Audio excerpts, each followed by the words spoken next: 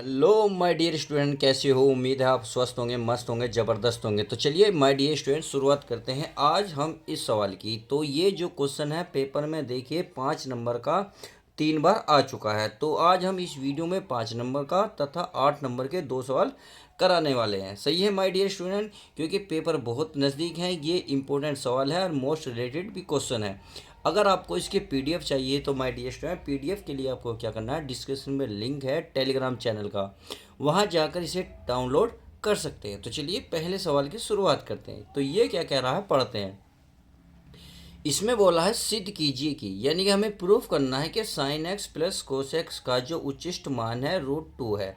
बस इतनी सी बात है। तो 5 नंबर का सवाल है, बहुत प्यारा सवाल है। तो हमें क्या करना है, पहले इसको कुछ मान लेना है। तो सबसे पहले काम क्या करोगे प्यारे बच्चों, लिखोगे हल। क्या लिखोगे? हल। हल के बाद लिखोगे आप y बराबर जो ये है sine x plus cos x, इसे ऐसे ही लिखोगे। इसे लिखने के बाद आप इसे चाहो तो समीकरण 1 मान लो, चाहो तो इसे ऐसे ही रहने दो, कोई दिक्कत वाली बात नहीं है। आप क्या करेंगे, एक्स साइन के साथ क्या है एक्स, तो एक्स के सापेक्ष दोनों ओर क्या करेंगे, अवकलन करेंगे। तो यहाँ लिख दो एक्स के सापेक्ष एक्स के सापेक्ष अवकलन करने पर, क्या प्यारे बच्चों, अवकलन करने पर। तो जब हम अवकलन करेंगे तो y का हो जाएगा डी वाई, किसके सापेक्ष कर रहे हैं, x, तो ये हो जाएगा हमारा डी एक्स बराबर साइन का हो जाएगा D upon d x into sine x, plus है तो प्लस कोस का हो जाएगा D upon d x cos x. चलिए इतनी बात उम्मीद है समझ में आ गई होगी। अब हमें क्या करना है, साइन एक्स का जो अवकलन होता है क्या होता है प्यारे बच्चों, कोस एक्स। और ये कोस एक्स का होता है माइनस साइन एक्स, तो ये हो जाएगा माइनस के साइन एक्स। क्लियर? इतना करने के बाद हमें क्या करना है, इसका पुनः अवकलन कर देना है। क्या? पुनः।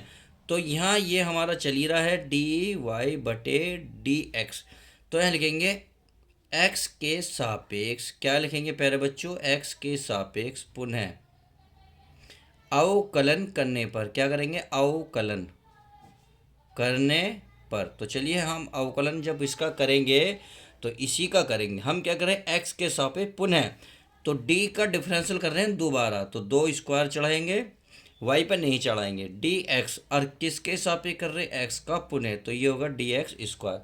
आप समझ में आ गया डी पे क्यों चढ़ा, एक्स पे क्यों चढ़ा, क्योंकि डिफरेंशियल दोबारा कर रहे हैं हम एक्स के सापेक्ष पुनः।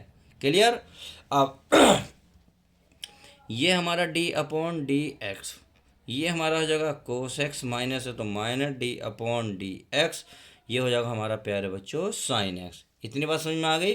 अब देखिए हमें क्या करना है, इसका अवकलन करना। तो इसका भी बताया था, क्या होता, देखिए D upon d x cos x का माइनस साइन एक्स होता है, इसका भी क्या होगा, माइनस के साइन एक्स हो जाएगा। समझ में आ गई। ये माइनस, इसका क्या था अभी, साइन एक्स का कोस एक्स, तो ये हो जाएगा हमारा कोस एक्स। आप चाहो तो यहीं छोड़ दो और चाहो तो इसका माइनस ले कॉमन भी ले सकते हो, बट अभी फ़िलहाल हम यहीं छोड़ लेते हैं। क्लियर? तो चलिए अब आगे चलते हैं। आगे क्या करना है, देखिए ये करा उच्चिष्ट मान के लिए, तो हमें उच्चिष्ट या निम्निष्ट के लिए एक ही चीज़ पता है, डी बाई डी एक्स को क्या रखते हैं, 0 के बराबर रखते हैं। तो मैं यहाँ लिख लेता हूँ कि क्या क्या लिखेंगे कि y के, क्या लिखेंगे, y के उच्चिष्ट, क्या लिखेंगे, उच्चिष्ट या निम्निष्ट के लिए, निम्ननिष्ठ, सही है, निम्ननिष्ठ के मान के लिए, के मान के लिए, सही है। तो हम क्या करते हैं, डी वाई बटे डी एक्स को 0 के बराबर रखते हैं। अब डी वाई डी एक्स की वैल्यू हमें पता है, ये रही, कितनी है, cos x minus sine x, कितनी है, cos x minus sine x. तो ये हमारे पास cos x minus sine x बराबर बन गई 0, सही है।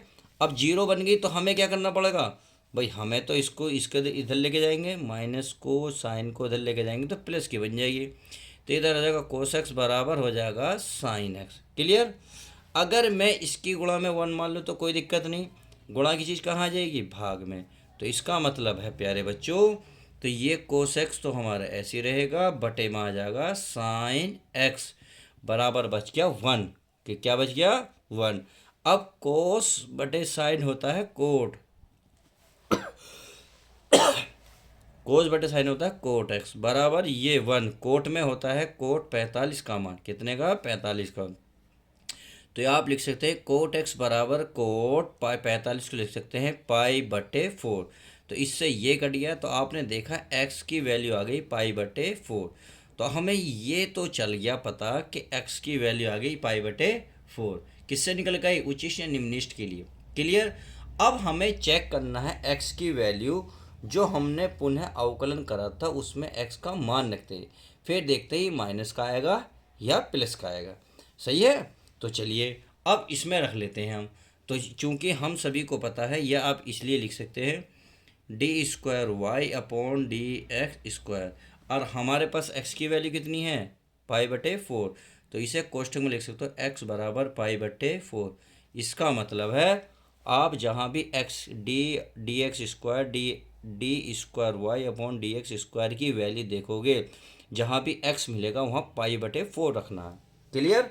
अब हमारे पास ये रहा, तो यह है माइनस का साइन एक्स, एक्स का मान कितना है पाई बाई 4। चाहो तो देखिए मेरे प्यारे बच्चों आप इसे 45 भी रख सकते हो, चाहो तो 45, चलिए 45 ही रख लेते हैं। क्या रख लेते हैं 45 ही रख लेते हैं।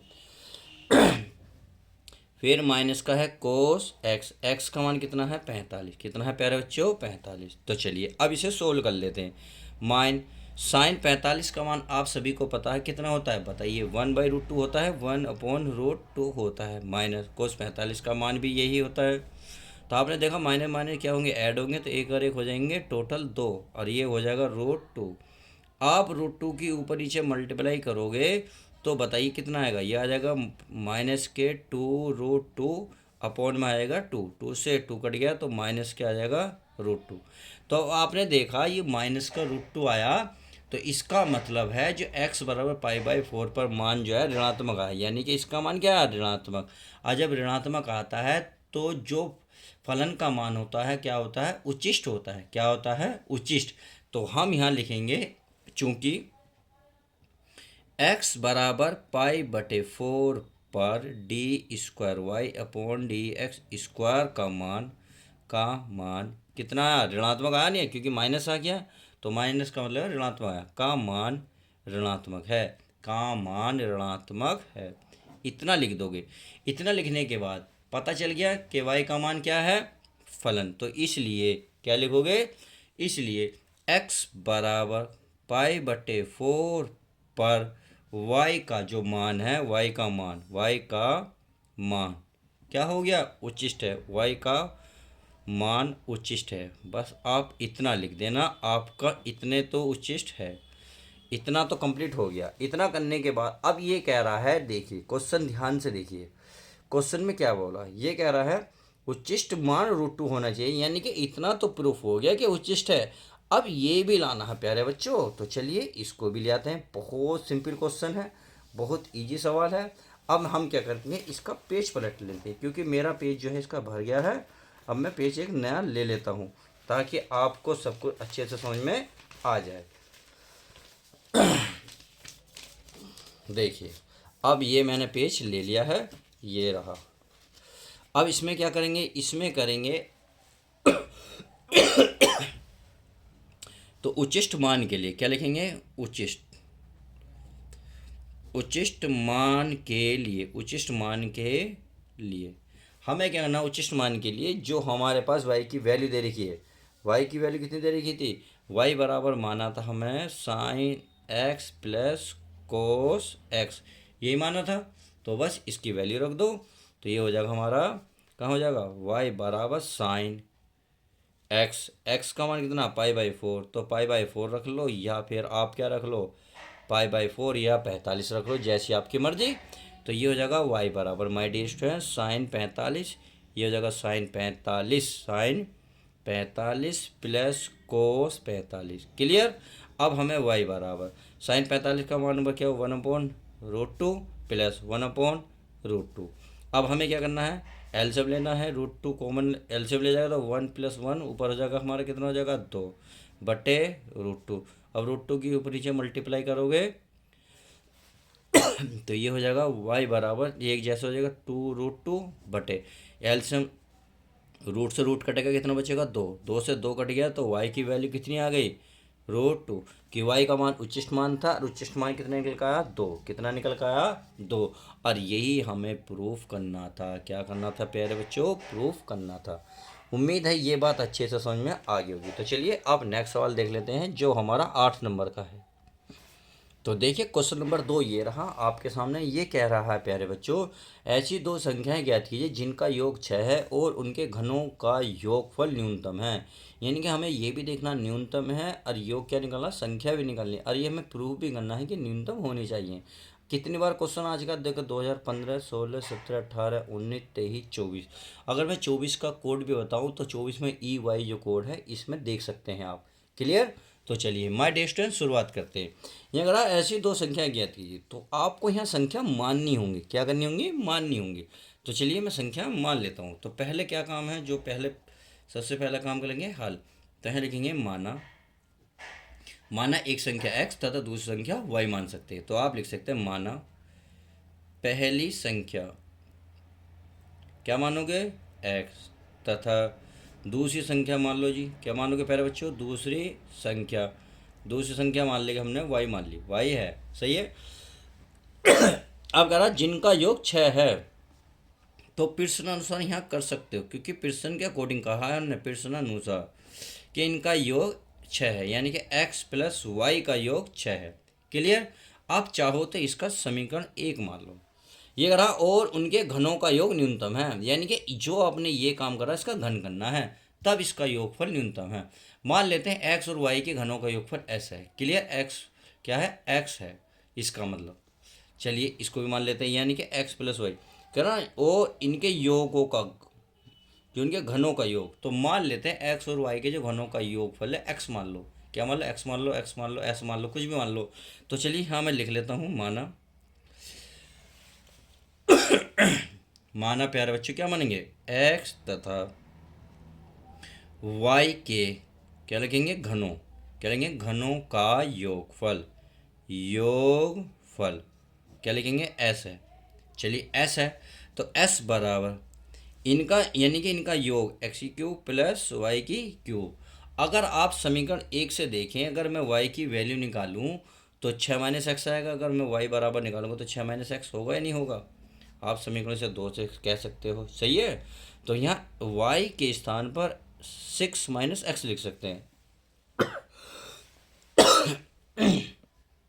तो y यहाँ है s बराबर x, तो x ही रहेगा, क्यू प्लस वाई का मान है 6 माइनस एक्स, और घात 3 है तो 3। क्लियर।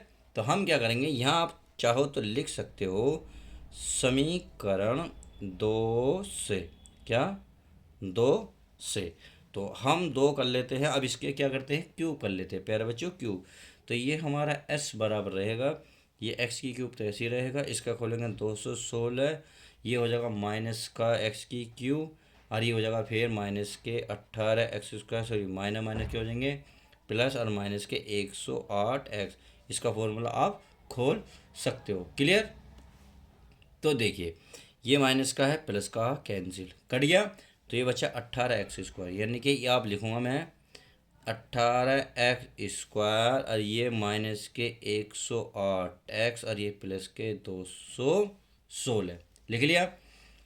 अब हम क्या करते हैं, इसका x के सापेक्ष अवकलन कर लेते हैं। तो लिखेंगे x के सापेक्ष, तो चलिए मैं लिख लेता हूँ x के सापेक्ष अवकलन, अवकलन करने पर, तो जब प्यारे बच्चों अवकलन करोगे तो यहाँ हो जाएगा हमारा ds अपॉन किसके सापेक्ष करो, dx के। तो x बराबर 18, तो ऐसे रहेगा, 2 नीचे आएगा तो 2 में 18 की गुणा हो जाएगी, कितना हो जाएगा 36x। 108 की x के करेंगे तो कितना आएगा 108x, ये तो हमारा क्या बन जाएगा 0। क्लियर। अगर मैं इसका पुनः करने लगूँ, क्या इसका मैं पुनः करने लगूँ, यानी कि आप देखेंगे इसका जब मैं पुनः करूँगा तो कितना बचेगा बताएं। इसका मैं यहाँ लिख देता हूँ पुनः, क्या लिख देता हूँ पुनः, पुनः x के सापेक्ष, x के सापेक्ष, यानी कि ये हो जाएगा d² x बटे dx स्क्वायर, तो केवल बचेगा 36। क्या बचेगा? 36। समझ में आ गया।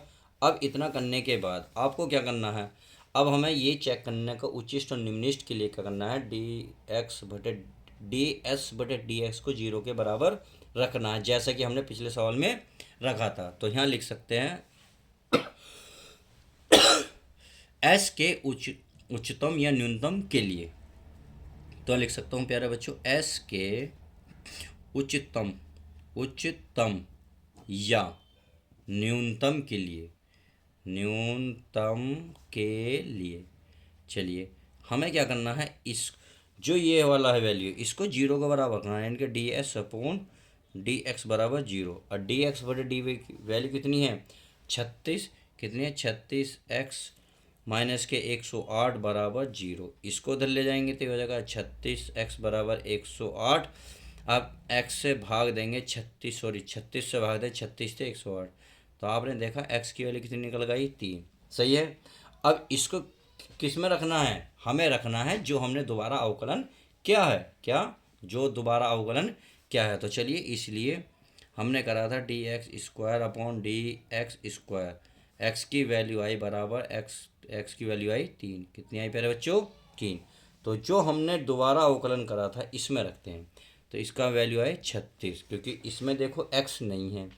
जब इसमें x होता तो x का मान कितना रखते, 3, बट नहीं है तो सीधा सीधा हमारा ऐसे ही रखा रहेगा। क्लियर? तो आपने देखा ये पॉजिटिव है। क्या है? पॉजिटिव। तो हम यहाँ कह सकते हैं कि x बराबर 3 पर जो आपने देखा D square x upon D S x square का मान क्या है, धनात्मक। क्या है प्यारे बच्चों? धनात्मक है। और जो धनात्मक है तो x बराबर 3 पर s न्यूनतम होगा। क्या होगा? न्यूनतम है होगा। बस ये हो गया प्रूफ। तो क्वेश्चन में बोला था ना कि न्यूनतम है, तो हमें संख्या बतानी है। अब इस x का मान समीकरण आप 1 में रख दो, 1 में रख दो या 2 में रख दो। यहाँ से क्या निकलेगा? y का मान। तो समीकरण 2 में x का मान रख दूँ, तो यहाँ मैं लिखता हूँ कि x बराबर 3 समीकरण किस में प्यारे बच्चों? 2 में रखने पर, तो माय डियर स्टूडेंट जब हम 2 में रखेंगे तो y बराबर था 6 माइनस एक्स, एक्स का मान कितना? 3। तो आपने देखा y का मान कितना निकल जाएगा? 3। और यही संख्या पूछ रहा है। आप लिख सकते हो चाहो तो यहाँ कि अतः x बराबर 3 और y बराबर 3, और यही इसका फाइनल आंसर हो जाएगा। इस तरीके से आपने देखा 5 और 3 नंबर के जो 5 और 8 नंबर के जो सवाल थे वो किस तरीके से हल किया जाते हैं। तो चलिए मिलते हैं नेक्स्ट वीडियो के साथ।